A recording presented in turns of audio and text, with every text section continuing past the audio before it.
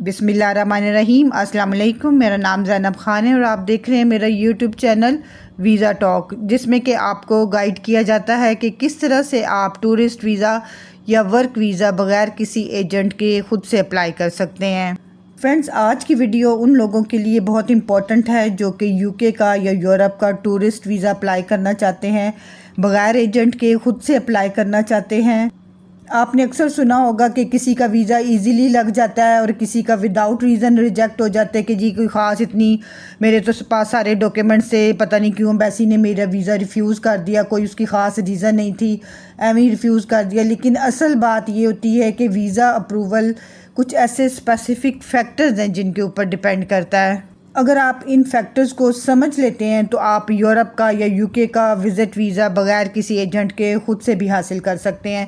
लेकिन मेन बात वो ये कि आप उन फैक्टर्स को समझें कि किन चीज़ों पे वीज़ा डिपेंड करता है, उन सारी आप कंडीशंस को पूरा करें, सारी रिक्वायरमेंट्स को पूरा करें और उसके बाद आप वीज़ा अप्लाई करें। उसमें फ्रेंड्स सबसे पहले जो सबसे इम्पोर्टेंट फैक्टर है वो है आपकी फ़ाइनेंशियल स्टेबिलिटी। मींस आपकी क्या फ़ाइनेंशियल कंडीशन है, आपके यहाँ पे जॉब की क्या स्टेटस है, आपका बिज़नेस का क्या स्टेटस है, आपकी कितनी अर्निंग है, कितनी आप सैलरी यहाँ से ले रहे हैं, कितना आप अपने बिज़नेस से अर्न कर रहे हैं। वीज़ा ऑफिसर ये देखना चाहता है कि आपके पास इतने पैसे हैं कि नहीं कि आप अपने यूके के या यूरोप के जो टूर है, जितने भी दिन का आपने अपना वहाँ पे स्टे शो किया हुआ है, आप उसको कवर कर रहे हैं, उसको आप ख़ुद से अफोर्ड कर सकते हैं कि नहीं। और ये कि आप उसके बाद ये सारा अफोर्ड करने के बाद आप वापस आएंगे, यानी कि पीछे एक इतना फाइनेंशियली एक स्ट्रॉन्ग रीज़न होनी चाहिए कि आप जिसकी वजह से अपना टूर कंप्लीट करके वापस आएंगे। वो किस सूरत में आएंगे कि जब आपकी यहाँ पे बहुत अच्छी जॉब होगी, जिससे आप बहुत अच्छी सैलरी ले रहे होंगे, तो ऑब्वियसली तभी आप वापस आएंगे। या आपका एक इतना स्टेबल बिज़नेस है जिससे आप एक हैंडसम अमाउंट जो है वो आप रेवेन्यू आप अर्न कर रहे हैं, उससे आपको प्रॉफिट मिल रहा है, तो इट मीन्स कि आपका अच्छा स्टेबल बिज़नेस है, आप अपना टूर कंप्लीट करके वापस आ जाएंगे। तो वीज़ा ऑफिसर को आपने अपनी फाइनेंशियल स्टेबिलिटी का प्रूफ देना होता है। उसके लिए आपने उनकी ऑब्वियसली डॉक्यूमेंट्री एविडेंसेस लगानी होती हैं। मैंने ऑलरेडी भी आपके साथ यूके के क्या रिक्वायरमेंट्स होती हैं वीज़ा की, कौन से आपने डॉक्यूमेंट्स लगाने होते हैं, वो वीडियो शेयर की हुई है, यूरोप की भी की हुई है, शेंजन कंट्रीज़ की। आप उन वीडियोस को भी चेक कर सकते हैं। तो जो फाइनेंशियल स्टेबिलिटी के डॉक्यूमेंट्री एविडेंसेस आप लगाएंगे, उसमें आपकी ऑब्वियसली बैंक स्टेटमेंट आती है, आप सैलरीड पर्सन हैं, आप बिज़नेस करते हैं, दोनों सूरतों में आप अपनी 6 मंथ की बैंक स्टेटमेंट लगाएंगे। इसके अलावा बैंक स्टेटमेंट भी किस तरह से मेंटेन करनी है, ऑब्वियसली बैंक स्टेटमेंट पे भी वीज़ा डिपेंड करता है कि वो किस तरह की होनी चाहिए। उसकी मैंने ऑलरेडी आपके साथ वीडियो शेयर की है कि आपने किस तरह से बैंक स्टेटमेंट को मेंटेन करना है, क्योंकि ये नहीं कि जस्ट आप कहें कि अच्छा बैंक स्टेटमेंट रिक्वायर्ड है, आप उसमें बड़ी बड़ी फ्लक्चुएशन हो रही हैं, एंड पे आप पैसे उसमें अमाउंट डलवा रहे हैं और आप उस पर वीज़ा अप्लाई कर देते हैं तो वीज़ा नहीं लगता। आप जाके वीडियो चेक करें किस तरह से बैंक स्टेटमेंट मेंटेन करनी है, आप उस तरह से उसको मेंटेन करें। साथ में अगर आप बिज़नेस करते हैं तो आप बिज़नेस के प्रूफ्स लगाएंगे, आप anti tax returns, business letter head, chamber of commerce का लेटर, इस तरह से जो भी आपके बिज़नेस से रिलेटेड डॉक्यूमेंट्स होंगे, कोई सेल परचेज़ की रिसीट्स होंगी, वो आप लगाएंगे। और अगर आप सैलरीड पर्सन हैं, आप जॉब करते हैं, तो आपने जॉब से रिलेटेड आपकी जो सैलरी स्लिप्स होती हैं, जॉब लेटर होता है, एनओसी वगैरह होता है, वो लगाएंगे। लेकिन दोनों सूरतों में ये है कि वो आपके पास फाइनेंशियल स्टेबिलिटी होनी चाहिए, यानी कि आप फाइनेंशियली इतने स्ट्रॉन्ग होने चाहिए कि आप के पास इतने अवेलेबल फंड्स हैं कि आप जो आपका 8-10 दिन का टूर है, आप उसके सारे एक्सपेंसेस को बर्दाश्त कर सकते हैं। ये नहीं कि अगर आपकी यहाँ पे 30-40 हज़ार सैलरी है तो आप समझे कि उस पर ईसीओ आपको वीज़ा देगा, वो नहीं देगा, क्योंकि आपके एक पीछे इतनी स्ट्रॉन्ग आपकी इनकम नहीं है कि जिसकी वजह से कि उनको डाउट होता है कि आप वापस नहीं आएंगे। तो इट मीन्स के सबसे पहले आपको फाइनेंशियल स्टेबल होना चाहिए। वो आपके जो एक फैक्टर जिस पे कि वीज़ा डिपेंड करता है वो आपकी फाइनेंशियल स्टेबिलिटी होती है। अब सेकंड फैक्टर जिस पे कि आपका शेंजन वीज़ा, यूके का वीज़ा डिपेंड करता है, वो होती हैं आपकी ties to home countries. Home country से टाइज़ का मुराद है वही बात के पीछे एक ऐसी रीज़न है जिसकी वजह से आप वापस आएंगे।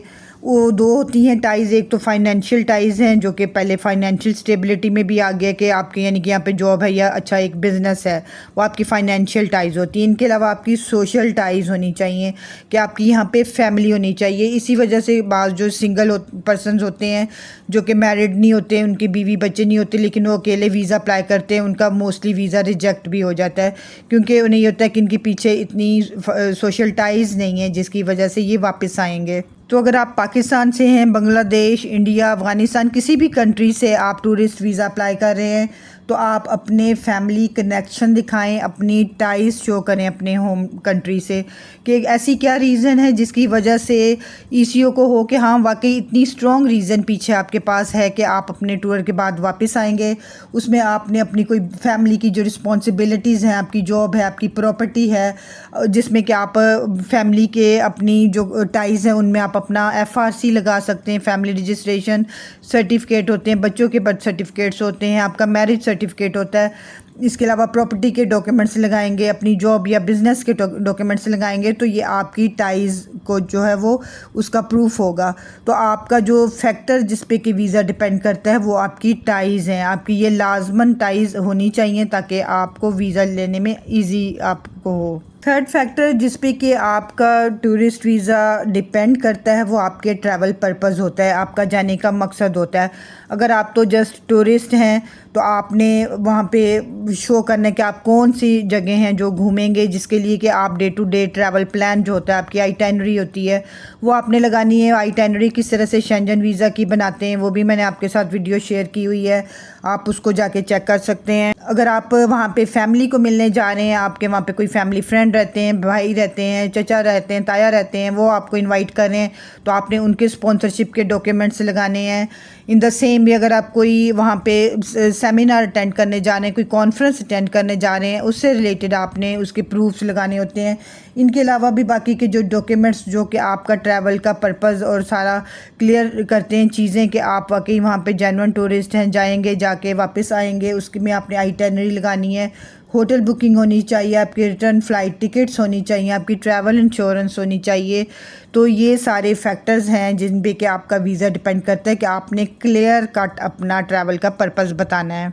नेक्स्ट फैक्टर जिस पे कि आपका टूरिस्ट वीज़ा डिपेंड करता है वो आपकी ट्रैवल हिस्ट्री होती है, क्योंकि एक टूरिस्ट जो होता है उसने ऑब्वियसली 2-3 कंट्रीज़ घूमे होते हैं पहले से। अगर आपके वीज़ा स्टैंप हुए होते हैं इट मीन्स कि आप पहले किसी कंट्री में गए और वहाँ से आप वापस आ गए हैं, इट मीन्स आप जेन्युइन टूरिस्ट हैं, आप जस्ट एंट्री सिक्योर नहीं करना चाह रहे। तो उनको ये होता है कि अच्छा अगर आप यूरोप का वीज़ा अप्लाई करें तो ऑब्वियसली आप यूरोप से भी घूम के उन द सेम में वापस चले जाएंगे जैसे आप पहले बाकी कंट्रीज से गए हैं। यूके वाले अगर आप यूके का वीज़ा अप्लाई करते हैं तो in the same way UK की भी एम्बेसी यही समझेगी कि आप जेन्युइन टूरिस्ट हैं, क्योंकि आपने पहले 2-3 कंट्री जो घूमे हुए हैं आप वहाँ से वापस आए हैं। तो इट मीन्स आपका एक उससे पॉजिटिव उन पे इम्प्रेशन पड़ता है। तो इससे ये है कि अगर आपका ब्लैंक है बिल्कुल पासपोर्ट, तो ये नहीं है कि लाजमन है कि अब आपको यूरोप या यूके का वीज़ा नहीं मिलेगा। उसमें थोड़ा सा टफ़ तो हो सकता है लेकिन ऑब्वियसली मिलने के चांसेस भी होते हैं। लेकिन अगर आपके पास अच्छी ट्रैवल हिस्ट्री होती है तो आपके वीज़ा के चांसेस ज़्यादा स्ट्रॉन्ग होते हैं। यूरोपियन कंट्रीज़ जो हैं शेंजन वीज़ा अगर आप अप्लाई करते हैं तो वो ट्रैवल हिस्ट्री को ज़्यादा ज़रा प्रेफर करते हैं, बॉदर करते हैं कि क्योंकि यूरोप में मोस्टली जो है वो टूरिस्ट ही जाते हैं, घूमने के पर्पज़ के लिए जाते हैं, साइट सीइंग प्लेसेस देखने के लिए जाते हैं। तो कई दफ़ा ऐसे करते हैं लोग कि वो थाईलैंड, मलेशिया, इस तरह से टर्की वगैरह 2-3 कंट्रीज़ के पहले वीज़ा लगवा लेते हैं, वहाँ घूम के आ जाते हैं, उनकी अच्छी ट्रैवल हिस्ट्री बन जाती है। तो उसके बाद जो बड़े कंट्रीज़ होते हैं, यूरोप है, यूके है, वो उनको फिर टारगेट करते हैं, वहाँ का वीज़ा फिर वो अप्लाई करते हैं। तो आप ये भी कर सकते हैं कि पहले अपनी अच्छी ट्रैवल हिस्ट्री बना के उसके बाद वीज़ा अप्लाई कर सकते हैं। तो ट्रैवल हिस्ट्री भी एक ऐसा फैक्टर है जिस पे कि वीज़ा डिपेंड करता है, चांसेस उससे बढ़ जाते हैं। फिफ्थ फैक्टर जिस पे के टूरिस्ट वीज़ा डिपेंड करता होता है आपका पहले कोई वीज़ा अगर रिफ्यूज़ हुआ हो, यानी कि आपने अगर पास्ट में कोई उनके रूल्स ब्रेक किए हों, या ये है कि आपके डॉक्यूमेंट्स प्रॉपर या इनकम्प्लीट हों, या आप की बैंक स्टेटमेंट अच्छी ना हो, उसमें कोई इशू हो, किसी भी डॉक्यूमेंट में कोई इशू हो, आप उनके रिक्वायरमेंट्स को अगर मीट नहीं करते जो कि टूरिस्ट वीज़ा की रिक्वायरमेंट्स होती हैं और आपका वीज़ा उस पर रिफ्यूज़ हो गया, तो नेक्स्ट टाइम आपने उन रीज़न्स को दूर करने के बाद ही वीज़ा अप्लाई करना है। अगर आप सेम एज सच फाइल सारी वही अपनी प्रोफाइल के साथ वीज़ा अप्लाई करते हैं तो वीज़ा नहीं लगेगा। आपने जो भी पास्ट में आपके वीज़ा रिफ्यूज़ल पे जो एलिगेशन थी उनको रिमूव करना होता है, और साथ में एक अच्छा कवर लेटर भी बना के उसको आप एक्सप्लेन कर सकते हैं। कवर लेटर यूरोप के वीज़ा के लिए, शेंजन वीज़ा के लिए, यूके के लिए किस तरह से बनाते हैं उसकी वीडियो मैंने ऑलरेडी अपलोड की हुई है, आप ये चेक कर सकते हैं वहाँ से। और उस तरीके से आप अपने कवर लेटर बनाएं, उसमें सारा एक्सप्लेन करें। और अगर आप रीअप्लाई कर रहे हैं, ऑलरेडी वीज़ा रिफ्यूज़ हुआ है, तो लाजमन आपने उन एलिगेशंस को रिमूव करना है। तो एक मेन फैक्टर जिस पे कि ये वीज़ा डिपेंड भी आपका करता है वो ये होता है कि वीज़ा रिफ्यूज़ हुआ होता है लेकिन आप उसमें कोई नेक्स्ट टाइम प्रोफाइल में कोई चेंज नहीं की होती। ऐसा अगर आप एप्लीकेशन भेजेंगे तो उस पर वीज़ा नहीं लगता। और लास्ट फैक्टर है आपकी ओवरऑल प्रोफाइल, आपकी कंसिस्टेंसी। ओवरऑल प्रोफाइल से मतलब है कि आपने जो भी डॉक्यूमेंट्स लगाए हैं, अपने फाइनेंशियल प्रूफ्स लगाए हैं, फैमिली टाइज़ के लगाए हैं, ट्रैवल हिस्ट्री, सब एक दूसरे से मैच करने चाहिए। मींस कि जैसे आप बैंक स्टेटमेंट में अपना कुछ आपका उसका क्लोजिंग बैलेंस कुछ शो हो रहा है, लेकिन आप अपनी इनकम वीज़ा अपने फ़ाइल में एप्लीकेशन में कुछ लिख रहे हैं, लेकिन आपके जो टैक्स रिटर्न्स हैं वो उन इनकम से मैच नहीं कर रहे, तो इट मींस कि आपके वो उसमें दोनों में कॉन्ट्राडिक्शन है। तो आपके सारे डॉक्यूमेंट्स एक दूसरे से मैच करने चाहिए, उनमें कोई कॉन्ट्राडिक्शन नहीं होनी चाहिए। जितनी आप अपनी इनकम अपने वीज़ा एप्लीकेशन में लिख रहे हैं उतनी आपकी बैंक स्टेटमेंट में शो होनी चाहिए, उतना ही आप उसके हिसाब से टैक्स पे कर रहे हो। जितना आपने अपनी फैमिली आपकी एफआरसी में नज़र आ रही है उतनी ही आपने अपने वीज़ा एप्लीकेशन फॉर्म में लिखी हो, जितनी ट्रैवल हिस्ट्री आपने मेंशन की है। इट मींस के सारी चीज़ें आपकी एक दूसरे से मैच करनी चाहिए, उनमें कोई भी कॉन्ट्राडिक्शन ना हो कि कहीं आप कुछ अपने फैक्ट्स बता रहे हैं, कहीं कुछ फैक्ट्स बता रहे हैं, तो वो चीज़ फिर वीज़ा रिफ्यूज़ कर देती है। तो आप जब भी यूरोप का या यूके का वीज़ा अप्लाई करें, आप पहले ये सारे फैक्टर्स पे गौर करें, इन सारे डॉक्यूमेंट्स को आप स्ट्रॉन्ग बनाएं, अपने डॉक्यूमेंट्स फुल सारे रेडी करें ताकि आप सारे जो टूरिस्ट वीज़ा की रिक्वायरमेंट्स हैं उस कंट्री की उसको आप मैच करें, उसको आप फुलफ़िल कर रहे हो, तो तब आप वीज़ा अप्लाई करें। और अगर आप सही से अपने सारे डॉक्यूमेंट्स प्रिपेयर कर देते हैं तो आपके वीज़ा के चांसेस भी बढ़ जाते हैं। तो फ्रेंड्स, ये थे सारे फैक्टर्स जिस पे कि आपका जो भी किसी कंट्री का होता है टूरिस्ट वीज़ा होता है वो डिपेंड करता है।